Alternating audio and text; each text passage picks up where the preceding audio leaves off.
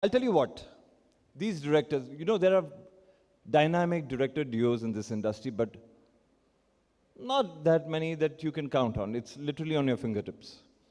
But these guys, they literally have been game changers. इनके title ही सब कुछ बयां करते हैं, जैसे द फैमिली मैन, फर्जी, शोर in the city, go Goa gone, स्त्री. They are known for making diverse cinema with eccentric titles. They also had a film called A Gentleman, and trust me, believe me when I say this, that man wasn't gentle. Ladies and gentlemen, can we have the dynamic duo on stage, Raj and DK? Mr. Raj Nidimoru and Mr. Krishna DK. Welcome, sir.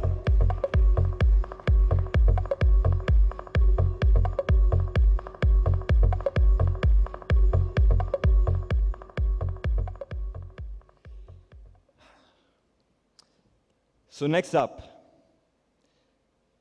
what can I tell you about this man? He's a good human being, and he's a brilliant filmmaker. One of his his passion project is one of my favorites. He recently did a series which was remarkable. I don't think anybody in this day and age can make something so authentic, so visually appealing. Ladies and gentlemen, he has too many films to his credits, and everything that he does is so diverse. He's done a film on a superhero called Bhavesh Joshi, which obviously is our street superhero. And films like Udan, which stir an emotion, which is left lingering on, especially with the audience for years to come. He did a film called Lutera, dealing with complex emotions. Of course, there's Sacred Games, and there is Jubilee. Ladies and gentlemen, this man, and I must say this, he's here to stir a revolution. Maybe that's why his production is called Andolan. Ladies and gentlemen, please welcome Mr. Vikramaditya Motwane.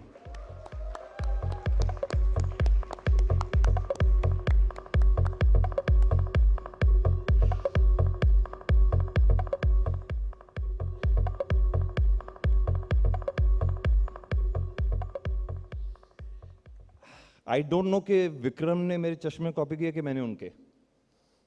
Very looking dapper man.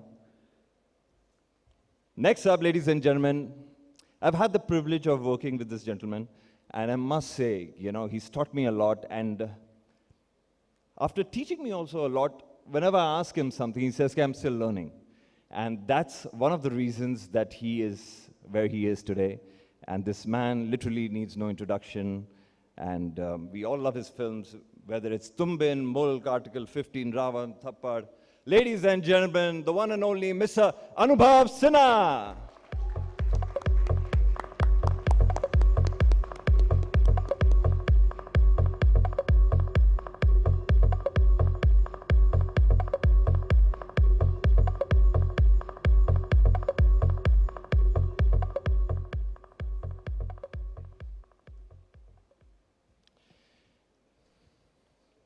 All right. So, ladies and gentlemen, I am also going to be asking Mr. Saurabh Verma. Please come. All right. So, Saurabh says that he's going to take the back seat for this, and he's going to enjoy this session with us. But we do have somebody to moderate. Ladies and gentlemen, before we start this session, I must say there is another gentleman I'm looking forward to seeing here, who I'm going to introduce. And also, he doesn't really need an introduction, so when he comes here, he will be introduced to the galley. So first off, I would like Mr. Mayank Shekhar, film critic and journalist, to moderate this session, please. Welcome on stage, sir.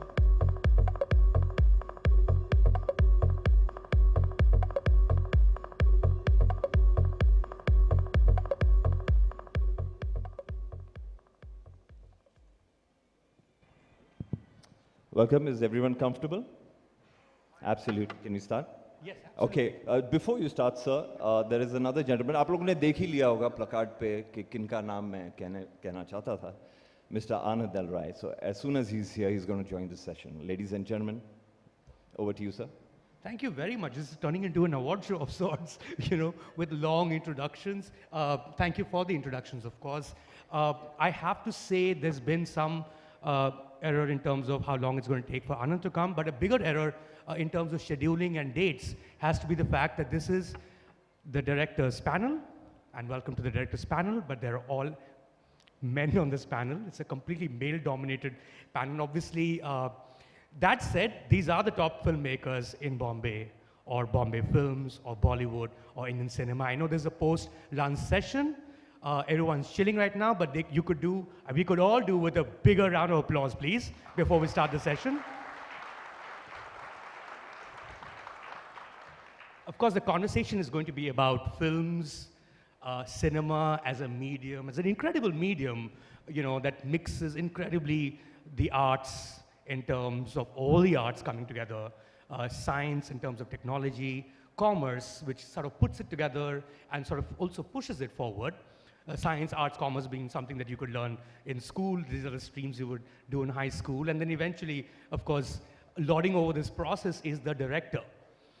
We'll look into arts and sciences and commerce through this conversation, but I'm going to ask you, the first question that I want to start this conversation with is, if you were not a director, guys, which aspect or department of filmmaking could you devote your life to? I'm going to start with, by the way, that's Raj and DK. They are two different people. I'm sure you knew that, for the pleasure of one. Starting with you, DK. Hi, everyone. Hello. So the question is, if I was not a film director... If you're not a director, but in films, which department of films could you devote your life to? Very difficult. I mean, it's a difficult choice between being a writer or an editor.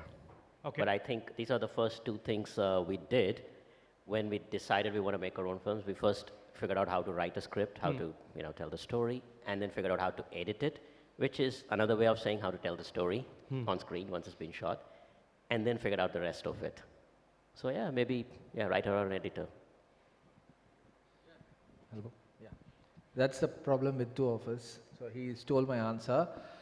But yes, we kind of taught ourselves writing, editing, sound. Put us in any department, we can do it, hopefully. That's how we knew how to make films.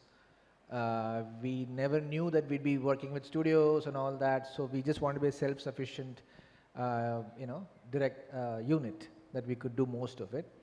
And lately, DK is acting, of course. So I would now. See, I would have loved to be an actor, but I just wish I was better at it. You're basically a failed actor who became a director, like so many people I know. No, I became a director so I could cast myself. How about you, Anubhav? Yeah, it's a similar answer actually.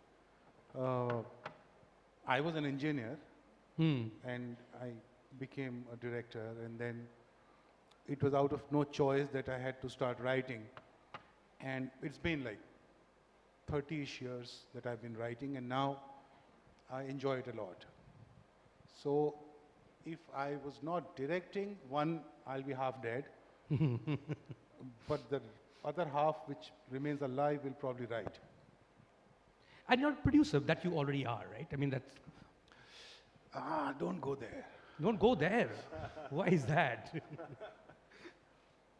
I don't want to open certain doors where this conversation will go elsewhere. No, I would not produce if I was not a director. Producing has become a rather inconvenient business, producing. So financing and producing are two different things which most people don't get. But producing has become a very inconvenient business. So no, I wouldn't produce. Vikram? I would probably, if it's right at the top of the career before I became a director, I would say cinematographer. Because I love photography, and so I think, I would have, and I think there was a moment when I was in AD, I was still considering whether I should go into cinematography and be that, but then I chose to be a director. So yeah, if it was back to stage one, but if I had to choose today, I would probably say editor. Editor? Yeah. So, I mean, because you said we should not go there, we'll definitely go there. All of you are also producers. Maybe that was a subtle invitation. Yeah, I know. You shouldn't have said that. Now, given that all of you, while you're directors, you're also producers in your own right, do you think it's essential in some form or the other to own your work, to sort of have a final cut, to be a producer when you're a director? He, Do you guys have- Anubhav, Okay, no, Anubhav has, this is Anubhav has an Anubhav's opinion. favorite Anubhav has topic. to We're going to speak on behalf of Anubhav, so we're going to Yeah, exempt it's his him from favorite this topic. question. We had a pre-game inside where we were going to discuss. Go for it. No, we must, ideally. See, we're all, in our own Right. right. And but- it's not a coincidence. Yeah, and yeah, looks like it. You just, that's our commonality, I guess, Right. is that we were all independent filmmakers in that sense, that you have to put everything together, be the producer too. That's where I think I can say for all of us that we became producers to make our films and make it right and make it the way we want it. So that means that you write it, you conceptualize it, create it, all the way through, you direct it, whatever you want to call it. We used to call ourselves filmmakers, not even directors. My first business card was filmmaker because it was everything. So you need to ideally produce it and have the final say also. All the way up to marketing, posters, trailers is what any filmmaker would want, because it's somebody else is coming and saying, I see the film like this now. Aanand, I'll rise here. Guys, give him a big hand.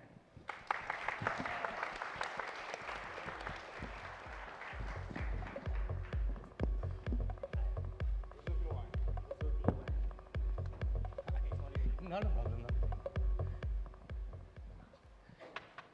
To bring Aanand up to speed with what we're talking about, we're essentially talking about, which actually goes right up your alley, in the sense of how important is it for a director to also be a producer. In fact, you're as prolific a producer, if not more prolific as a producer, than even a director. How important is it to own your work, to have a final say, to have a final cut, as they say, when it comes to films, for a director to also be a producer? Is it essential? So Mayank, first of all, becoming a producer, it's not by choice. Okay, Because I nobody wanted wants to be a producer. Basically, we've established. It's like for a director, you want to own your film. You want to be responsible for every penny spent because it's your vision, your world, and you want to be at stake 100%. You don't want anybody to lose money on your film. So better get onto the board and be part of it. Go ahead and play your game on your own terms. Your loss, your gain. So production house happened to me because of that. अपनी फिल्में बनाऊंगा, अपने तरीके से बनाऊंगा, अपनी दुनिया में जाऊंगा. And that was one reason that made me a producer. And then I realized that अगर ये हो ही गया है, if this is happening, why not to use this for other directors like me? Why not to give this path? They will have their own struggle, but I can just minimize their journey towards their goal. So that was one reason that made me producer. What about writer? How important is it for you to own your work in terms of being the writer? I mean, at some level, every director is also directing the writing, of course, but to have the ideas from scratch coming from you. Vikram? So it's not, I think directors are involved in the writing process. And so from my personal experience, I feel that sometimes having a little bit of objectivity of the writing helps you in looking at the material in a far more objective way. You can make the changes. I think when, as a writer, there's a tendency for me personally to get very subjective and then... Get too involved? Yeah, then it's the writer fighting the director. Like writer says, oh, I want this scene. Director's like, you don't need the scene. And then the last thing I want is a sort of conversation in my head. So, but yes, a director has to be involved in the writing, whether it's to be objective, whether it's subjective. You have to own the film. At some point in time, you have to sort of like, you have to bleed for this film. You have to sort of like drop some blood and some skin and some spit.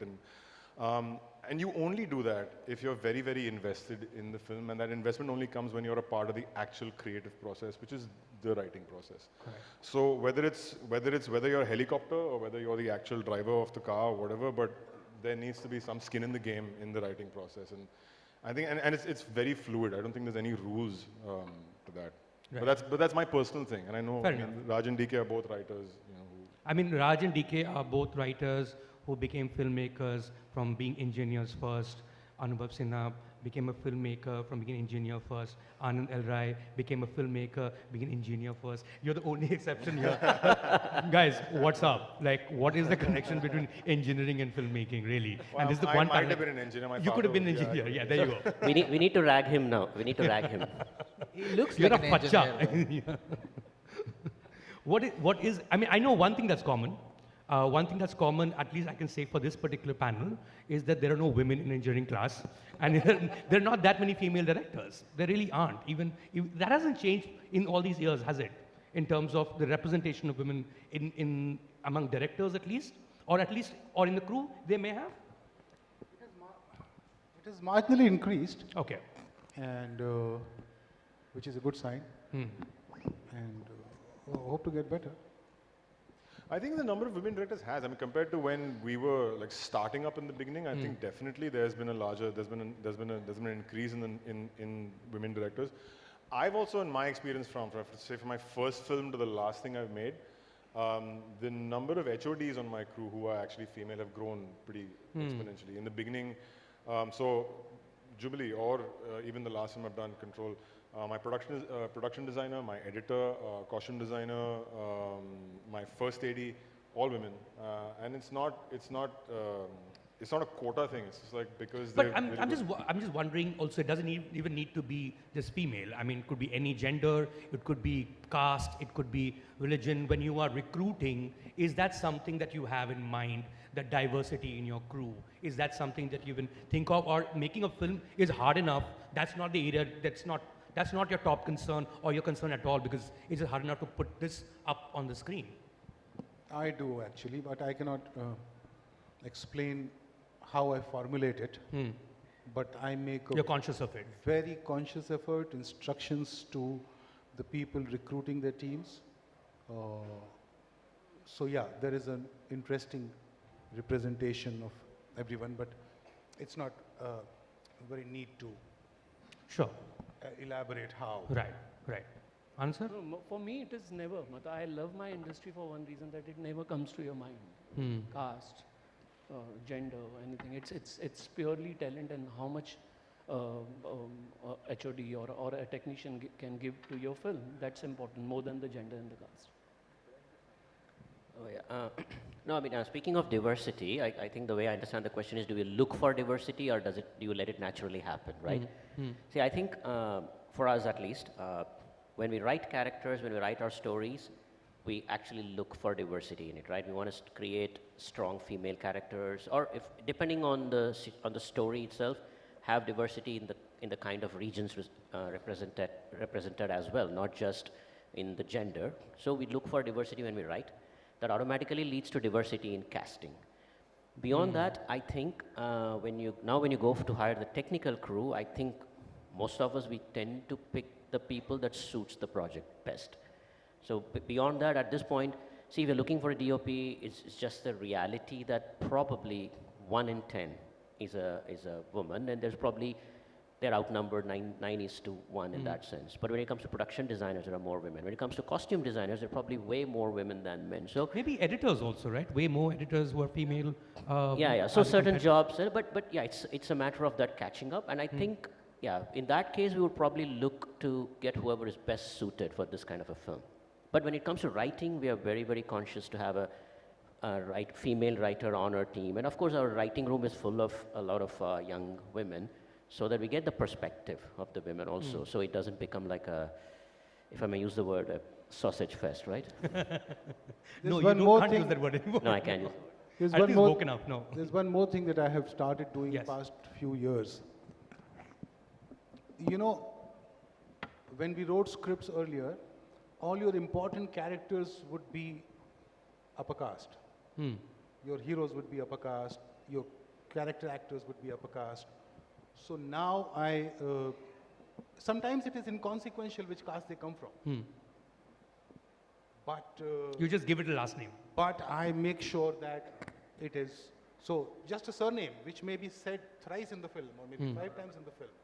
But I tell all my co-writers or writers to be mindful of that. I mean, since we're talking about how things used to be back in the day, all of you have been in films for longer than at least 20 years, right?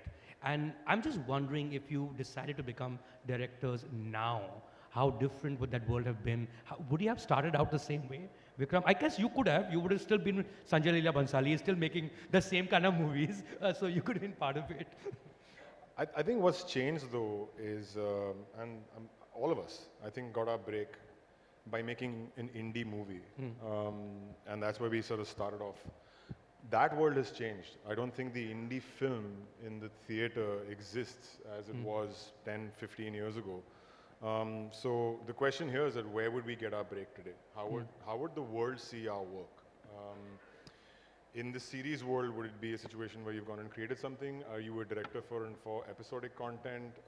If you do make a film, where does that film get seen? Where does it get, or do you then sort of assist someone and then end up becoming a bit of a shadow of them, of that same person? It's not that when I became a filmmaker, it wasn't that wasn't there. Yes, and in that moment, in fact, everybody's like, oh, you should do a rom-com. That's the best way to get a film made because you'll get a star and you'll get a producer. You stick to your guns because there was still an option to say in the turn by 2010 that, okay, there's theaters out there that are willing to take a movie like, or a UTV is willing to distribute an Udaan to be able to sort of like take it to the movies. And that's the same case for me, for anyone here, for Anurag, for Dibakar, for, you know. But I'm just wondering today, and this is the question, it's not even, I just feel today that opportunity, you have to say, okay, who are the new directors that I've seen today that are exciting? That number has come down tremendously.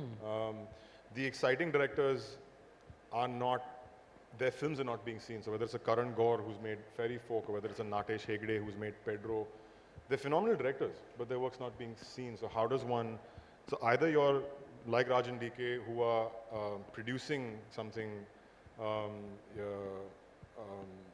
for a director to go out there and sort of like do that, or I do a series where then a certain amount of directors come and work with you. But where else would you end up seeing that? So I think that's the difference for me from 15 years ago to right now, is again, is opportunity. Right. Anand sir, I mean, you started with television, if I'm not mistaken, and if you were starting out in 2024, where would you? No, Mayank, I don't think anything would have changed. Maybe being a student of cinema, you understand the present generation or your present audience. I remember when I saw Udaan then, it was mind-blowing. I attended his success party also. And today also, if somebody comes and makes something like Udaan, I think it will work. I'll see it on a OTT platform. Yeah. You get your appreciation. The point is that we are talking about the directors. Yes. My thing is that talent will never go unnoticed. That's what I feel. Sure. You know. So for me, it is. This is more for the young people I saw in the audience, and we sort of know your journey. If you were to take that same call right now, as they would be, where would they start from? So like. Udaan was which? Udaan was 2010, if I'm not mistaken. 2010. And 2018 there was Newton. Right. Again a very gutsy film, and it did its business. So my point is not about coming to theaters or coming on OTT. I'm talking about the talent. I think that's very important to nurture what he said, giving chance to new directors and the talent. So, Anubhav, would you agree?